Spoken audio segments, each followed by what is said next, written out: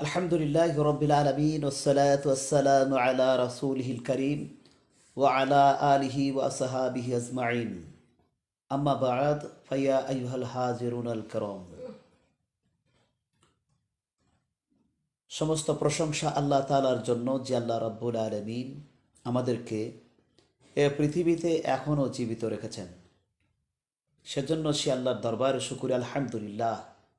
দরুদ ও সালাম আমাদের প্রিয়ারা নবী জনাবে মুহাম্মদুর রাসূলুল্লাহ সাল্লাল্লাহু আলাইহি ওয়াসাল্লামের প্রতি।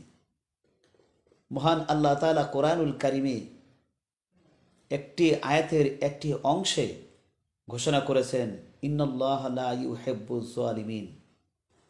মহান আল্লাহ তাআলা জালিমদেরকে ভালোবাসেন না। যারা জালিম, যারা অত্যাচারী, তাদেরকে আল্লাহ ভালোবাসেন না। পরিণামেতে তার যে অত্যাচারী হবে, তার নামাজ, তার রোজা, তার হজ, তার জাকাত সব তো আল্লাহর সন্তুষ্টির জন্য। আর যদি অত্যাচারী হয়, অত্যাচারী হওয়ার কারণে তার জীবনের সর্বস্ব, আল্লাহর সন্তুষ্টির সর্বোচ্চ তার ধ্বংস হয়ে যাবে। সুতরাং আমাদেরকে জুলুম থেকে, অত্যাচারী হওয়া থেকে আমাদেরকে বিরত থাকা অতীব জরুরি, ফরজে আইন।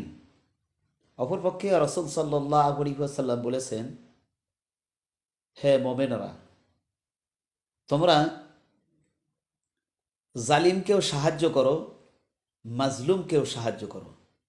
সাহাবায়ে কেরামগণ জিজ্ঞেস করলেন, ইয়া রাসূলুল্লাহ, আমরা মাজলুমকে সাহায্য করতে পারি, কিন্তু জালিমকে কিভাবে সাহায্য করব? রাসূল সাল্লাল্লাহু আলাইহি সাল্লাম বললেন, যারা অত্যাচারী, যারা জালিম, তাদেরকে জুলুম বা অত্যাচার করা থেকে বিরত রাখার পরামর্শ দেবে, যেন তারা মানুষের প্রতি, সৃষ্টির প্রতি, আল্লাহর বিধানের প্রতি তারা জুলুম না করে।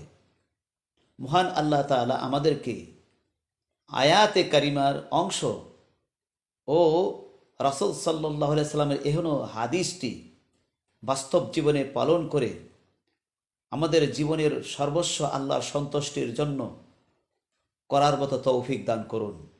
বারাকাল্লাহু লানা ওয়া লাকুম। আসসালামু আলাইকুম ওয়া রাহমাতুল্লাহি ওয়া বারাকাতুহু।